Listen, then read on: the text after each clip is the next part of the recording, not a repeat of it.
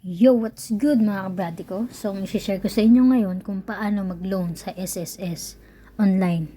So, mabilis na ngayon kasi puro online na lang lahat ng transaction. So, hindi nyo na kailangan pumunta sa nearest SSS branch. So, ang unang gagawin, mag-enroll tayo sa disbursement. So, gagawa tayo ng account doon. Pero bago muna yon, kailangan i-update muna natin ang ating account information. Unang-una na doon yung active mobile number natin. Ilalagin natin yung ating account dito sa member login. Then sign in. Pag may nag-appear na ganyan, i-click nyo lang yung maybe next time. Then punta tayo sa update contact information. I-click nyo lang, lagyan nyo ng check kung ano yung gusto nyo i-update. Like for example, itong mobile number. Then yung gamit nyo ng phone number ngayon or mobile number, ang ilalagay nyo dyan.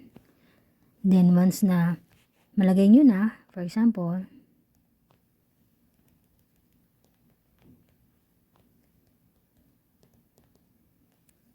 ayan, click nyo lang yung next.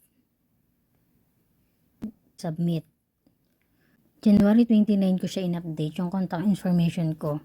So it's either i-click nyo to, tong link na to, or pumunta kayo dun sa Google account nyo.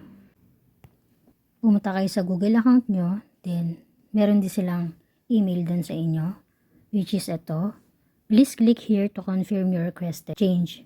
You need to confirm your request within 3 working days, otherwise the link will expire and you will need to repeat the request process. So yun sa akin kasi, okay na. Na-confirm ko na siya, kaya kahit pumunta ako ngayon dito sa SSS, sa account ko, ayan yung nakalagay, the confirmation link has expired. Please resubmit request. So okay na siya. Naka-receive ako ng notification galing sa SSS na you have successfully updated your contact information. Please take note of your transaction number below. Ayan, nandiyan yung transaction number, date, time of update, Feb 1, 2024, 8:01 p.m. So from January 29, na-update na-approve na nila ng Feb. So 3 days. Then after nun, Feb 2, doon ako nag-apply or nag-enroll ng disbursement. Gumawa ako ng account sa disbursement account. So ayan, you have enrolled your disbursement account. Please take note of your transaction details. Ayun. Same din, transaction number, date and time of enrollment. It's all up to you kung gusto niyo sa application or through website. Nandito ako sa application, click lang natin tong plus sign. Mababasa nyo sa pinakababa, Disbursement Account Enrollment Module. Click lang natin to. Ayan po yung mga reminders nila para po sa mga bank account. And dapat po yung mobile number is valid at active. Kaya po dapat i-update nyo po yung contact information nyo. Yun po yung pinakamahalaga sa lahat. Kasi po malalaman nila kapag hindi po active yung mobile number. Ayan po, lahat po ng mga reminders nila. Then, i-check nyo lang po yung I-certify. Then, proceed. Ayan po yung reminder nila. Dapat po yung bank account nyo, same din po nung name na nakaregister po sa SSS nyo. Then, yung bank account number po, hindi po yung ATM card number. Yung mismong account number nyo po. Select nyo lang po kung ano po yung bangko na gamit nyo. Bank account number po. For example,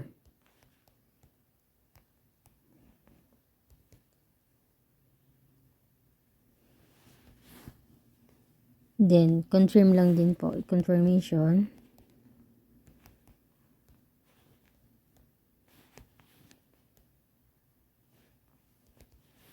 Ayan po yung proof of account.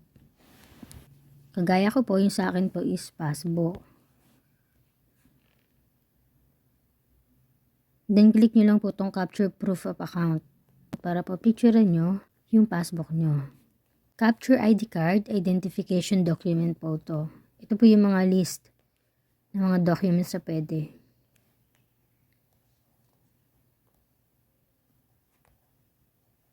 Then, ganun din po, click nyo lang po to para po mapicturean nyo yung inyong mga ID. Yung third po, capture photo. Magsiselfie po kayo na hawak po yung proof of account and yung identification card. Dito lang po sa may chest. Then, i-click nyo lang po yung I-certify. Then, mag-enroll na po kayo. Ganun lang po kadali. Then after, ayan, your bank account number will be submitted to SSS. Do you want to continue? Click nyo lang po yung OK. So, ayan po. You have successfully enrolled your bank account details, mobile number to SSS on February 2, 2024. 6:48 p.m. So, okay na po. Waiting na lang po sa approval ng branch ng SSS. Click po natin itong plus sign. Then, dito po ulit sa disbursement accounts. So, ayun na po.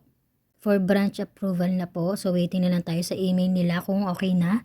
Then, after po nun, pag na-approve naman po, pwede na po tayong mag-apply for salary loan. I-update ko po kayo by next week kung na-approve na po ng branch ng SSS yung request ko para sa enrollment po ng disbursement ko. Thank you.